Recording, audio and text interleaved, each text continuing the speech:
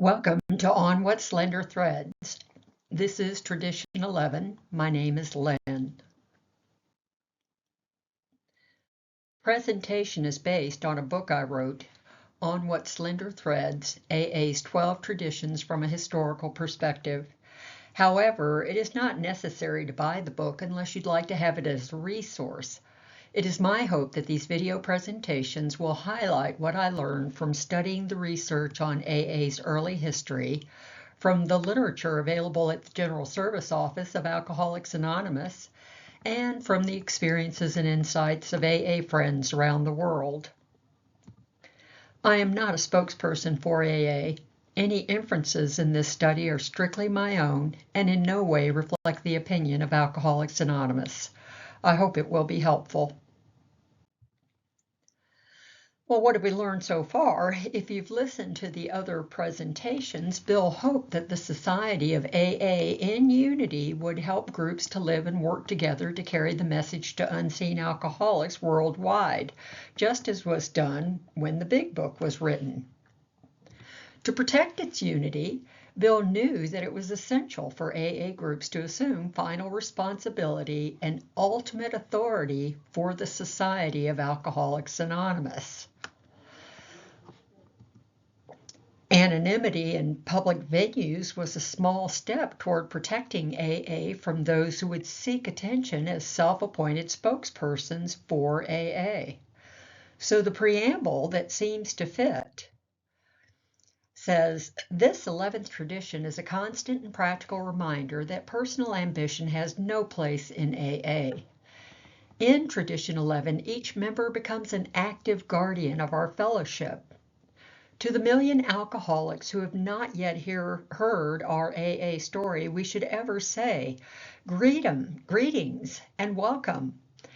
Be assured that we shall never weaken the lifelines which we float out to you. In our public relations, we shall, God willing, keep the faith. Tradition 11 says our public relations policy is based on attraction rather than promotion. We need always maintain personal anonymity at the level of press, radio, and films. When Bill wrote the original point and took it out to peddle with his idea of a conference, he had written, our relations with the general public should be characterized by personal anonymity. We think AA ought to avoid sensational advertising. Our names and pictures as AA members ought not be broadcast, film, or publicly printed. Our public relations should be guided by the principle of attraction rather than promotion. There is never need to praise ourselves. We feel it better to let our friends recommend us. Well, let's look at a few highlights from Bill's essay. Bill wrote, without its legions of well-wishers, AA could never have grown as it has. Throughout the world, immense and favorable publicity of every description has been the principal means of bringing alcoholics into our fellowship. And the inquiring voices were not always alcoholics or their families. There were doctors, clergymen, employers. And so he says, therefore, a great responsibility fell upon us to develop the best possible public relations policy for Alcoholics Anonymous. We found that we had to rely on the principle of attraction rather than promotion. He says, people who symbolize causes and ideas do fill a deep human need. But for us alcoholics, we have to soberly face the fact that being in the public eye is hazardous even for us. He says, by temperament, nearly every one of us has been an irrepressible promoter, and the prospect of a society composed almost entirely of promoters was frightening. Considering this explosive factor, we knew we had to exercise self-restraint. He goes on to say that the restraint that they exercised resulted in more favorable publicity of Alcoholics Anonymous than could possibly have been obtained through all the arts and abilities of AA's best press agents. But now, obviously, AA had to be publicized somehow, so we resorted to the idea that it would be far better to let our friends do this for us. He says here was something rare in the world, a society which said it wished to publicize its principles and its work, not its individual members. He goes on and says there was actually a time when the press of America thought the anonymity of AA was better for us than some of our own members did. The foundation at that time, which would have been in the late 40s, early 50s, wrote letters to practically every news outlet in North America setting forth our public relations policy of attraction rather than promotion and emphasizing personal anonymity as AA's greatest protection. He said then only a few AA members are left who deliberately break anonymity at the public level. This tradition is a constant and practical reminder that personal ambition has no place in AA. In it, each member becomes an active guardian of our fellowship. Well, early on, I was very confused about anonymity as a newcomer.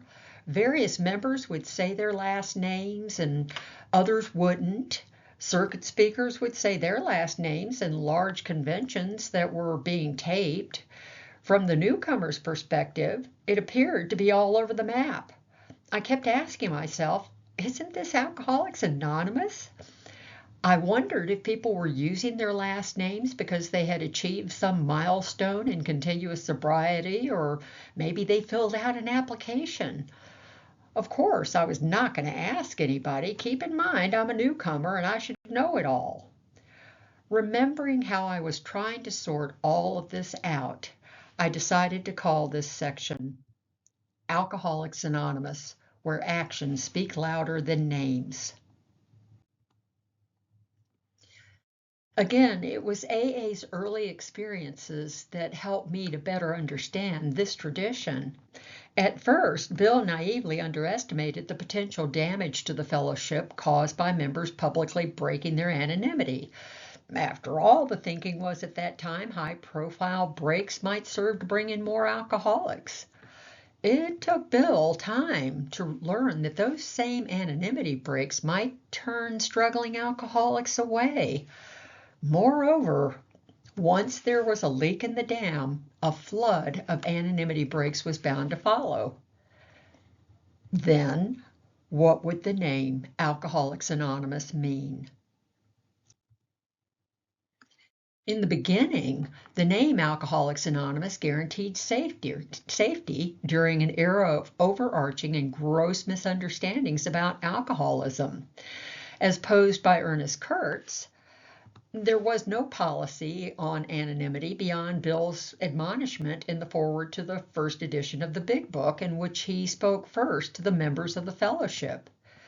He said, when writing or speaking publicly about alcoholism, we urge each of our fellowship to omit his personal name, designating himself instead as a member of Alcoholics Anonymous. And then Bill wrote directly to the press. He said, very earnestly, we ask the press also to observe this request, for otherwise we shall be greatly handicapped. Predictably, given alcoholics' egos, members at best followed those guidelines inconsistently. At worst, they were completely ignored. The unpredicted result was the unraveling of the essence of the program's identity: humility and self-sacrifice. Therefore, it is not surprising that Bill wrote two separate traditions on anonymity, maintaining anonymity at the public level and practicing anonymity as a spiritual principle. Bill spoke to how members practice the principle of anonymity in Tradition 11. He spoke to why the principle is essential to recovery and to AA's survival in Tradition 12. And again, for me to understand both, it helped me to remember what it was like in AA's early days. According to Ernest Kurtz, there were two areas of absolute rigidity in the early days of the fellowship. The first was, don't drink. The second was in the fellowship's very own name, Alcoholics Anonymous, which was a two-faceted principle. One was protection against the economic consequences associated with public exposure as an alcoholic. The other was protection against members who simply could not stay sober. The first public anonymity breach would actually come from that rough crowd in Cleveland. Early in 1939, Doris S., Clarence S.'s wife, was so excited about her husband Clarence's miraculous recovery, she visited First Unitarian Reverend Dr. Dilworth Lupton to urge him to share the news about the program. Well, the Reverend demurred because of the program's association with the Oxford groups. Not a good thing in his view. Later in the summer of 1939, Dorothy gave a copy of the Big Book to the Reverend Lupton and pointed out that in Cleveland there was no association of the fellowship with the Oxford group, as evidenced by Catholics attending the Stillman Avenue group. So Reverend Lupton read the book and then urged Dorothy to tell the Cleveland Plain Dealer that he was going to preach on AA. As a result, the growth of AA groups in Cleveland was so outstanding compared to Akron and New York that many people thought Cleveland was where AA began. But there was a little bit more to the story. In the weeks that passed after the Plain Dealer series, one group did indeed split into three smaller groups, which increased the number of groups. But it was because there was a disagreement amongst the members and Clarence over the unwelcome publicity. Clearly, there was contention within the fellowship about anonymity. They had not sorted that out. But the publicity was working, and AA rapidly stretched out into Lake Erie metropolis of Chicago. The issue of anonymity at the public level would only intensify. Kurtz sets the stage beautifully for AA's first high-profile anonymity break. He wrote that in early 1940, the American economy struggled with high unemployment and constricted spending. This, along with the country's disposition to avoid the war in Europe, required a national distraction. And at that time, professional baseball served that purpose better than any other sport. Enter stage left. Raleigh H., I should say, a Cleveland Indians star catcher. He was referred to as Rollicking Raleigh, whose troubles with alcohol were becoming alarmingly visible. The owner, Alva Bradley, contacted Dr. Bob because through the Akron squad's good work, one of his own firm's members had not only sobered up, but became an invaluable employee. So Alva offered Dr. Bob $200,000. Now, that figure has been called into question. It is in Ernest Kurtz's book, Not God, but we sometimes wonder if maybe it was 20,000 or 2,000, but nonetheless, it was an incredibly large sum. And even further, Dr. Bob declined the money. Dr. Bob did handpick a few men from the squad to work with Raleigh. Bob E., a member of the squad, said that somehow Raleigh got the program. He became one of the staunchest members we ever had, setting a terrific example for the children all over the country. When the Akron squad broke off from the Oxford group meetings, Raleigh continued attending the Oxford group meetings, loyalty to the families there, after Dr. Bob left. But then he eventually rejoined his Akron squad friends. This left a little bit of fodder for the rumors that it was the Oxford group that got Raleigh sober.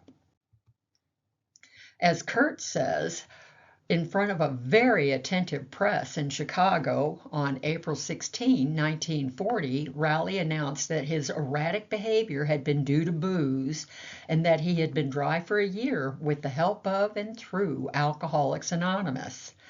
Now, this does correspond with the period of time during which tensions between Cleveland, Akron, and New York AAs ran a little hot, all fueled by the rumors of commercialization of AA and the neglect of the Oxford Group's contributions.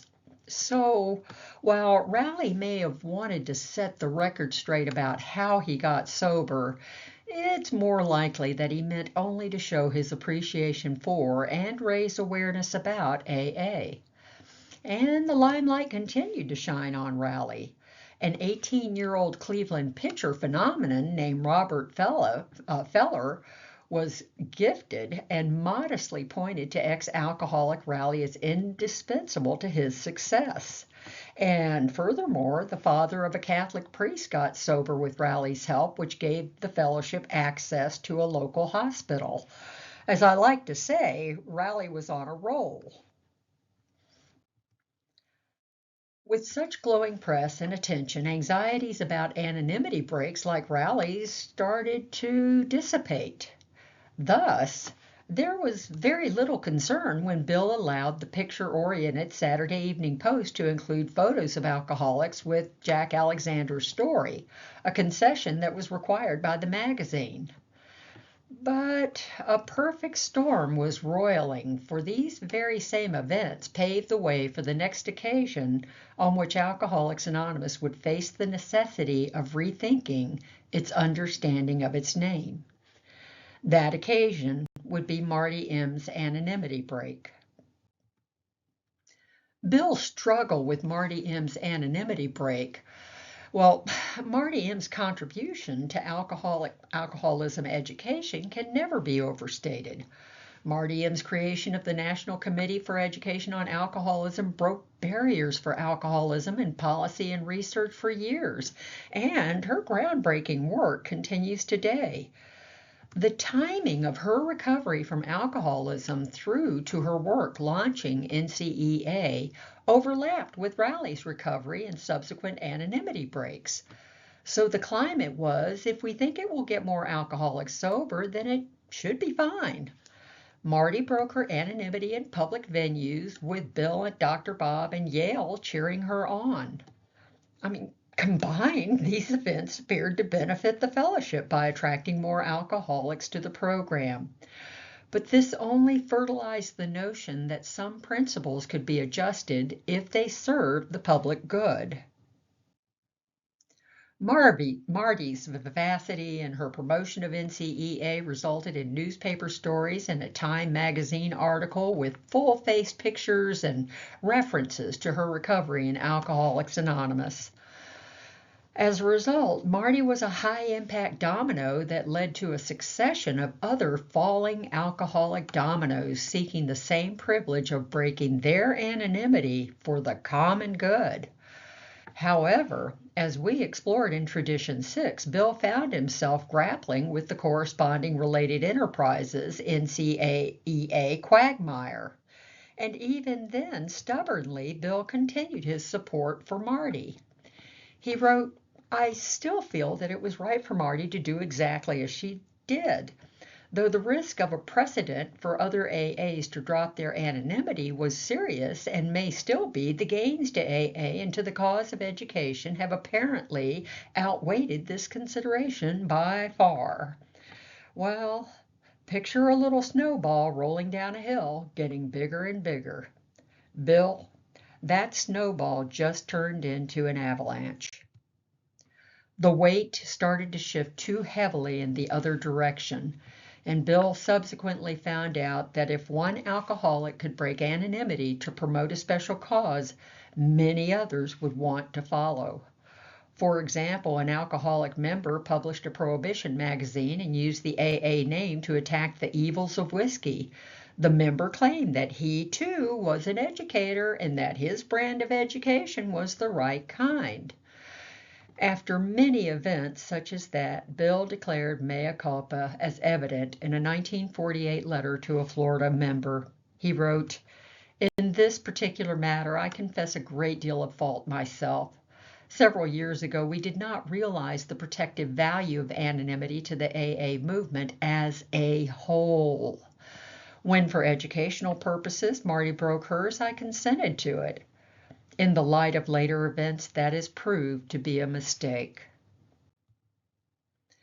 In what hereinafter could be referred to as a Marty moment for all AAs who follow her example, Marty stopped breaking her anonymity.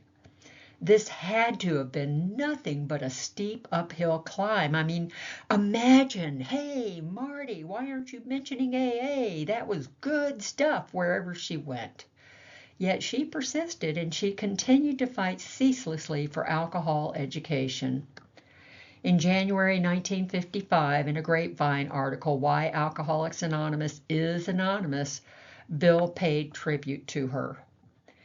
He said, seeing what happened, my friend, wonderful member that she is, tried to resume her anonymity. Because she had been so thoroughly publicized, this has been a hard job. It has taken her years. But she has made the sacrifice, and I here want to record my deep thanks on behalf of us all. Well, Marty's sacrifice was not without great costs. She did relapse after 20 years of recovery and denied herself AA's help when she needed it the most.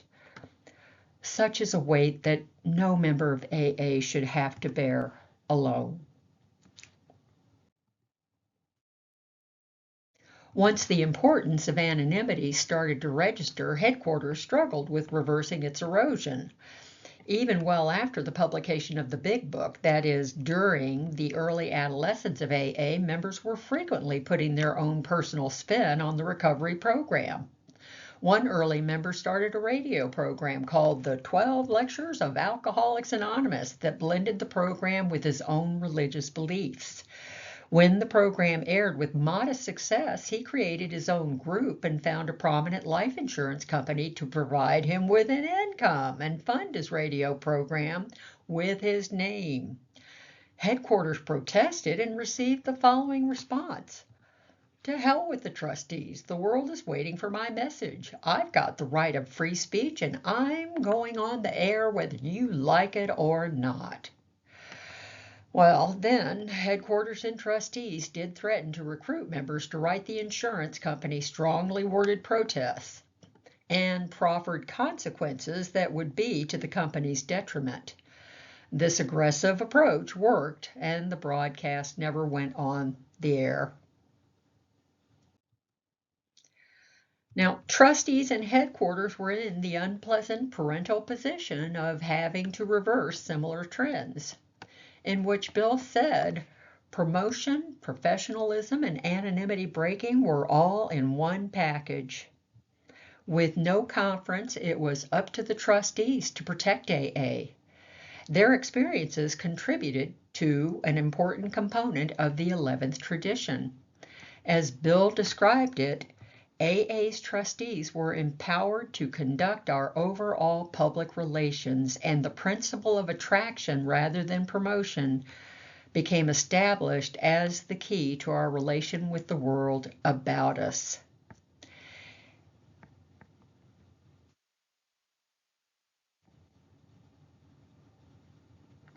Well, what that means is that it is the Board of Trustees that will decide how to handle public relations for Alcoholics Anonymous. And it should not be left up to an individual, at least without consulting the Board of Trustees. Still, convincing members and groups of the importance of anonymity as a principle of attraction rather than promotion had a really rough road ahead. Bill himself issued a 1948 anonymity policy. While he was traveling and peddling the 12 principles, some newspapers published his full name as the face of Alcoholics Anonymous.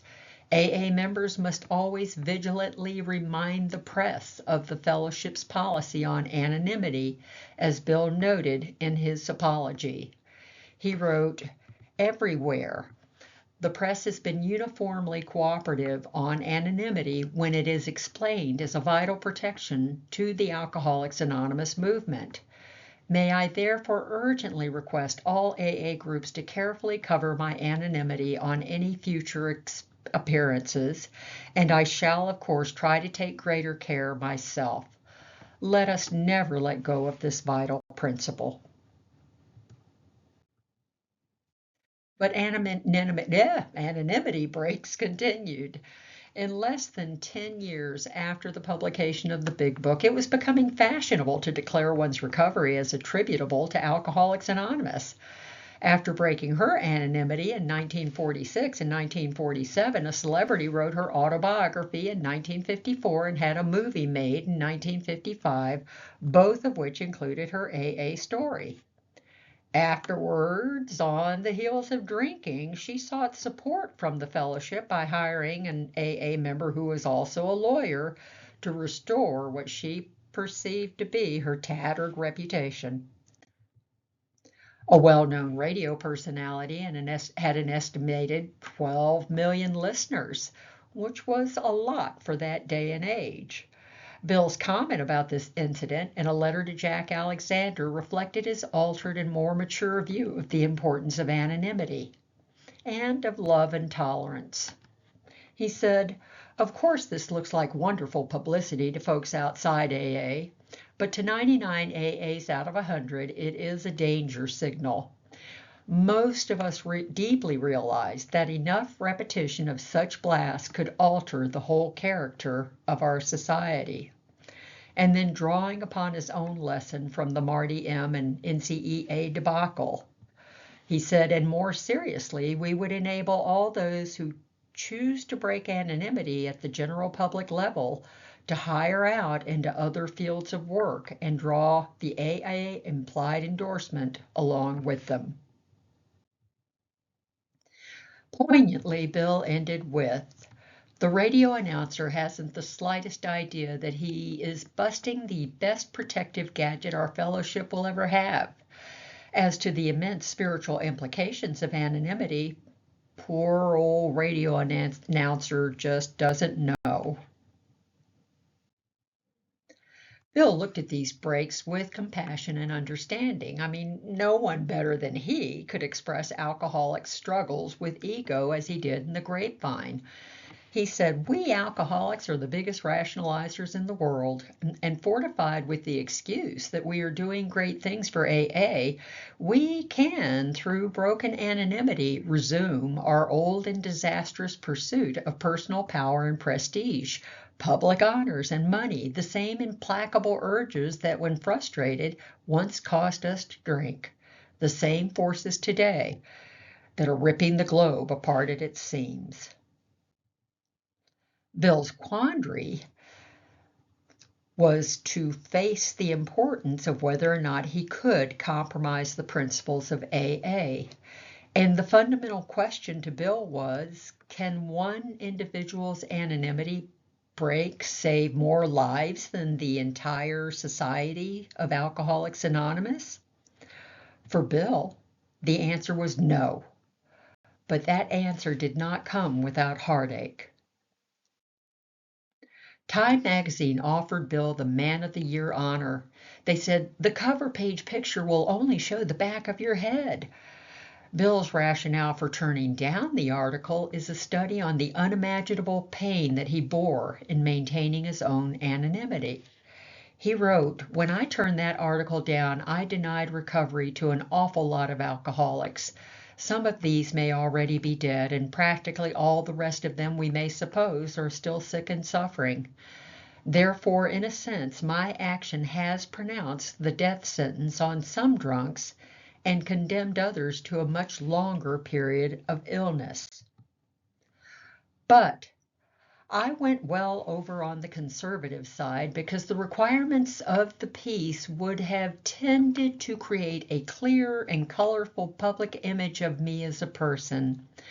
This would have created for the future, I am sure, a temptation in our power-driving people to get like pieces, presently with full names and pictures, For this reason, I estimated it would be better for some to die and others to suffer, rather than to set such a perilous precedent. Therefore, I declined the publicity, and I must confess, it wasn't easy. Was Bill being overly dramatic? In light of the multitude of very public anonymity breaks today, probably not. So how can the AA group help? Well, one way is to study this tradition regularly. The original form of this tradition offers explicit guidance, with the first point setting the overall tenor of anonymity for members of AA. It says our relations with the general public should be characterized by personal anonymity. I read that and then I realized there is such a substantive message. What does characterized by personal anonymity mean? It means that the general public should be accustomed to and comfortable with AA members not revealing their surnames, not the opposite, as is happening so much today. The next 2 points are more specific.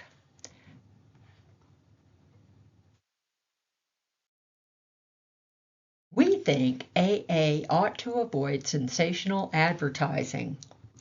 Our names and pictures as AA members ought not be broadcast, filmed, or publicly printed. The remaining 2 points provide a bridge to the 12th tradition, the spiritual principle of anonymity. Our public relations should be guided by the principle of attraction rather than promotion. There is never need to praise ourselves. We feel it better to let our friends recommend us. Well, as clear as these guidelines are, the General Service Conference has provided additional suggestions to address changes in communications and media since the 1950s. In the Understanding Anonymity pamphlet, one point is counter to the myth that when an AA member dies, it is permissible to use their last names. The pamphlet says AA members generally think it is unwise to break the anonymity of the member even after his or her death, but in each situation the final decision must rest with the family. AA members, though, are in agreement that the anonymity of still living AA members should be respected in obituaries or in any type of printed remembrance or death notice. So, in other words, when a member dies, the member does not belong to the fellowship to do with as they choose. The member belongs to their family, and the family should be consulted. The second point relates to anonymity in the digital world. Personal anonymity online. Today's media has become interactive, rapid, and public in ways that even users do not fully understand or appreciate.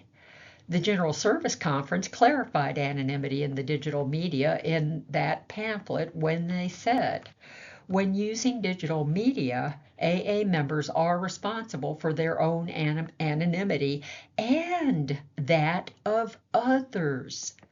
When we post, text, or blog, we should assume that we are publishing at the public level.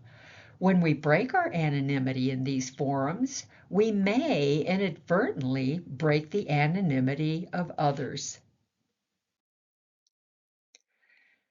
Anonymity Online and Digital Media is a pamphlet F-197 posted by the General Service Office, touches on the multiple aspects of digital media and anonymity.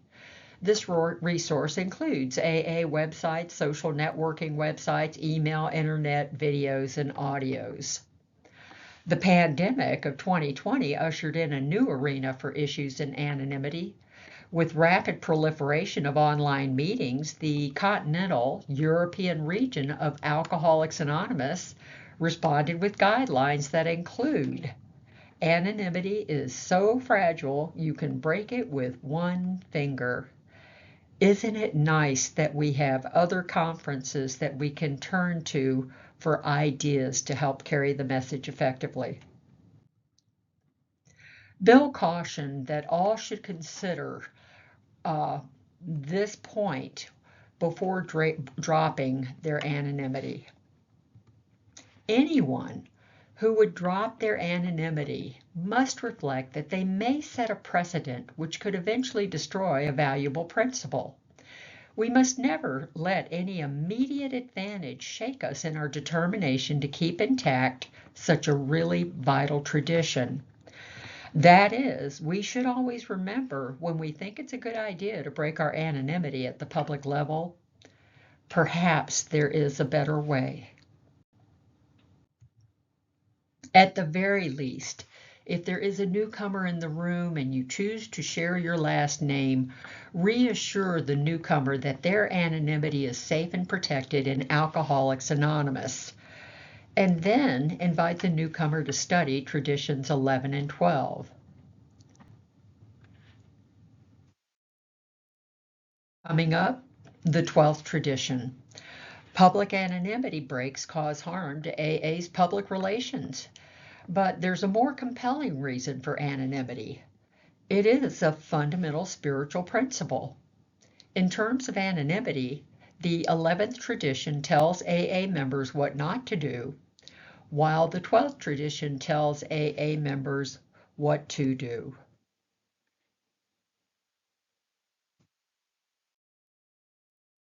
For comments and questions, or if you want to be on the mailing list, please email me at whatslenderthreads@gmail.com. For other resources and workshop flyers, see www.onwhatslenderthreads.com. And thank you.